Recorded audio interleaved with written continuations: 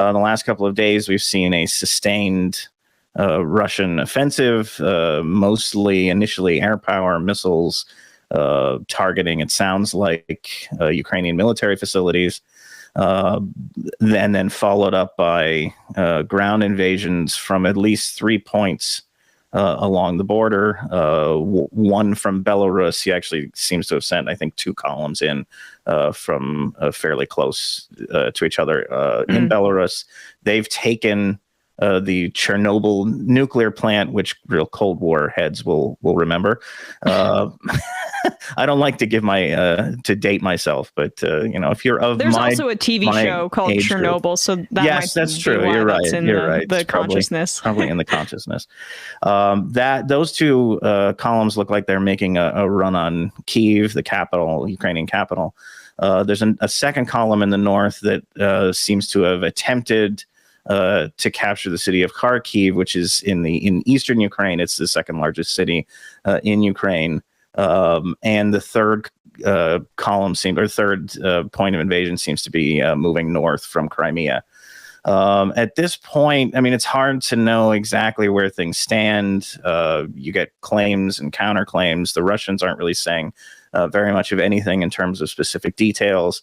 Volodymyr Zelensky late last night said something like 140 people had been killed. Ukrainians had been killed that first day. I've since seen the Ukrainian military claiming that they've killed thousands of Russian soldiers, a couple thousand Russian soldiers. I don't know how much credence to give that.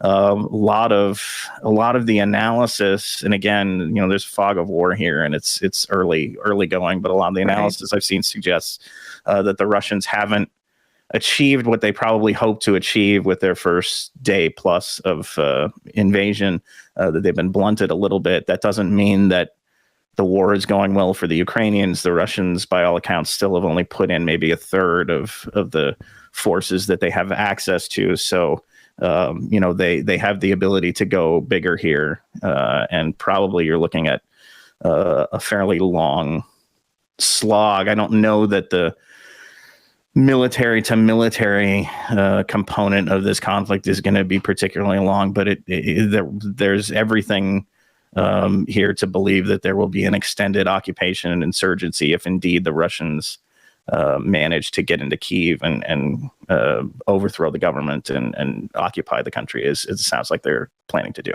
It seems like they're planning to do. Right, which is very scary. I mean, the prospect of occupation, and given what Putin has spoken about, and I want to get into maybe like the underlying nationalist ideology that he's operating with. But it appears that when he talks about how they'd be open to discussions about Ukrainian neutrality, do you perceive that as like neutrality from his perspective, meaning Zelensky out, this be a more of a Belarus kind of situation where the leader is sympathetic towards Putin and acts as a bit of a client state, if you will, of Russia? Is that really likely one of the best outcomes for him?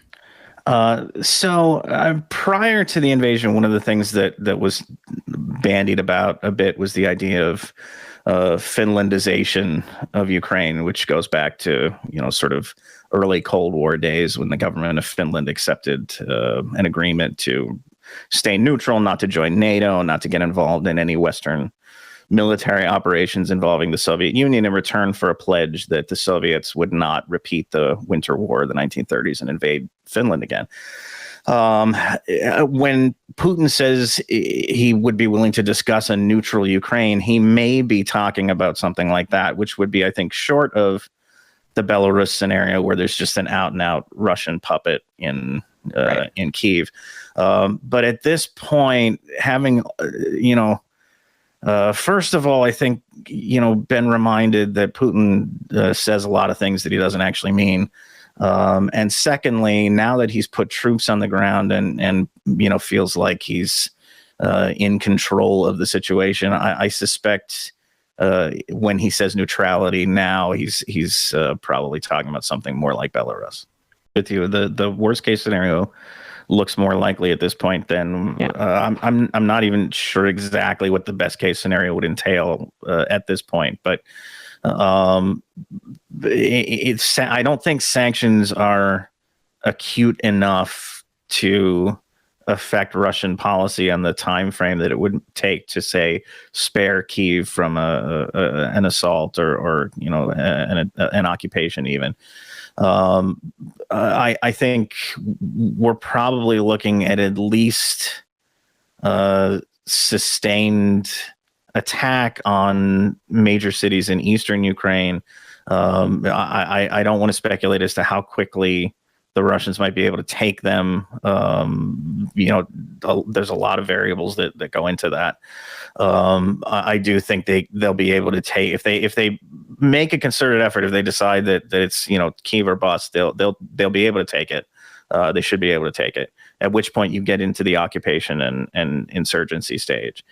I think it's interesting that Putin has sort of expressed, and he's sent his foreign minister Sergei Lavrov out to express some interest in negotiation, but the terms on which they're talking about negotiation are basically Ukrainian surrender, which I don't know that there's an appetite for that in Ukraine yet.